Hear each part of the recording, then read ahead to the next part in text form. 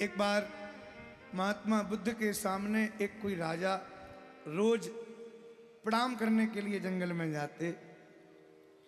जब भी कोई संसार का व्यक्ति किसी संत महात्मा को प्रणाम करता है तो उसके मन में एक भाव रहता है कि महाराज जी हमारे सिर पे हाथ धर दें, हमें आशीर्वाद दे दें। और कई बार तो आशीर्वाद के चक्कर में बहुत से लोग संतों के हाथ को पकड़ के जबरदस्ती सिर पे धर देते हैं कि लो महाराज धरो, सिर पे हाथ धर दो। कई बार माताएं अपने बच्चों को लाके गोदी में उल्टा कर देंगी, भाई महाराज हाथ धर दो, सिर पे हाथ धर दो, हाथ धर दो। आशीर्वाद हाथ धरने से नहीं मिलता, ध्यान से सुनना हमारी बात। आशीर्वाद हाथ धरने से नहीं मिलने वाला। संतों का आशीर्वाद लेने के लिए भी आप हाथ धरवाओ, और जहां आपको नहीं जाना चाहिए वहां भी आप जाओ, जो नहीं करना चाहिए वो भी आप करो, जो नहीं खाना चाहिए वह भी आप खाओ, जो नहीं पीना चाहिए वह भी आप पियो, और महाराज से कहो महाराज हमें आशीर्वाद दे दो। ऐसा आशीर्वाद ज्यादा काम आने वाला नहीं है। आशीर्वाद लेने की पात्रता होनी चाहिए। आशीर्वाद तो महात्मा अपनी दृष्टि मात्र से ही प्रदान करा देते हैं। करुणा भरी दृष्टि से यदि किसी संत ने आपको देख भर लिया ना, तो उनकी दृष्टि मात्र से ही आपके जन्म जन्मांतरों के पाप नष्ट हो जाएंगे। ये संतों की दृष्टि का कमाल है। एक बार सभी लोग बोलो राधे राधे। थोड़ा और तेजी से बोलो भैया, आवाज यहां तक तो आवे। बोलो राधे राधे। हाँ, महात्मा बुद्ध के पास राजा रोज जाता, प्रणाम करता और मन में आशा करता कि महाराज जी हमें आशीर्वाद दें, पर महात्मा जी ने कभी आशीर्वाद नहीं दिया। राजा के मंत्री ने कहा कि महाराज आशीर्वाद ऐसे मिलने वाला नहीं है। तो कैसे मिलेगा?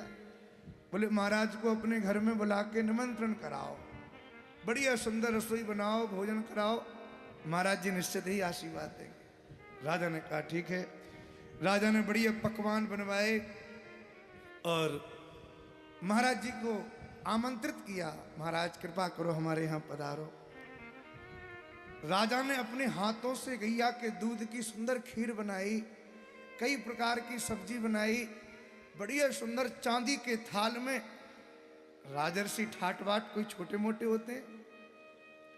महाराज जी के स्वागत में कहीं कोई कमी नहीं रखी, खूब स्वागत किया। भीतर बुला के बैठाया, चांदी का थाल सजा के सामने परोसा। महात्मा जी प्रसाद पाने के लिए गए। महाराज जी ने कहा कि देखो राजन, भोजन तो हम करेंगे पर हमारी भी एक शर्त है। क्या? हम तुम्हारे इन चांदी के पात्रों में नहीं करेंगे। भाई आज तुम चांदी में खिला दोगे, कल हमें कौन खिलाएगा चांदी में? भाई हम तो बाबा जी ठहरे, हम तो अपने कमंडल में ही पाएंगे। जो तुम्हें पवाना हो, खिलाना हो, हमारे कमंडल में डाल दो, हम वही पाएंगे। राजा ने सोचा चलो कोई बात नहीं, महाराज जी का अपना नियम है, अपने ही पात्र में पाते होंगे। तो राजा ने कहा कि महाराज हमने खीर बड़े भाव से बनाई है, तो क्यों ना आपके कमंडल में हम खीर डाल दें, खीर आप पान कर लेना। ठीक।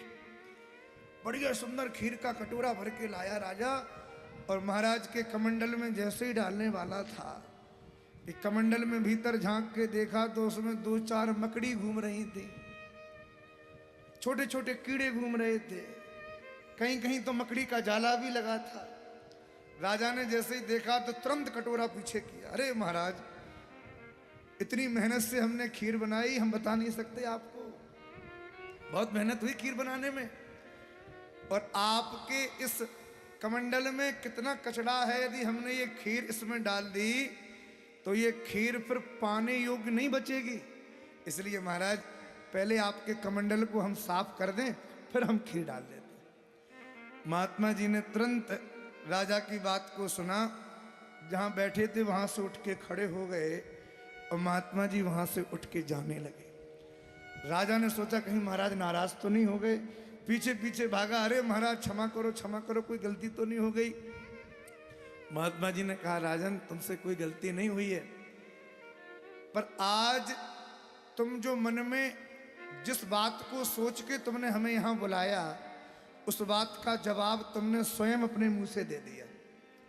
राजा ने कहा क्या बुलाया, क्या जवाब दे दिया? महात्मा जी ने कहा कि तुमने हमको क्यों बुलाया, कि हम तुम्हें आशीर्वाद दें घर में आके, इसलिए तुमने निमंत्रण किया। राजा ने मुस्कुरा के कहा हाँ हाँ महाराज, हमने बुलाया तो इसलिए ही था कि वैसे तो आपने कभी आशीर्वाद दिया नहीं, घर में आके भोजन करोगे तो कुछ तो हाथ ऊपर उठेंगे आपके।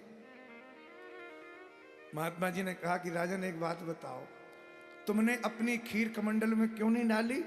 क्योंकि कमंडल में आपने कचरा देखा, इसलिए थोड़ी सी मेहनत करके तुमने जो खीर बनाई वो तुमने कमंडल में नहीं डाली।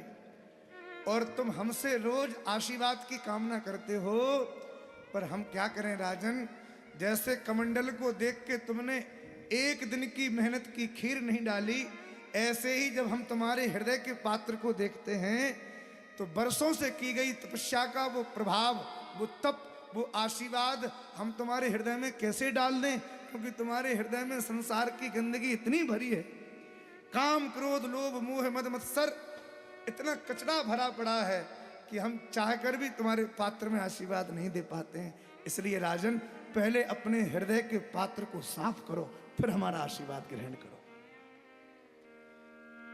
जब तक पात्रता नहीं मिलेगी तब तक आपका पात्र भर ही नहीं सकता। मदिरा की बोतल में कहीं गंगाजल भर सकता है क्या?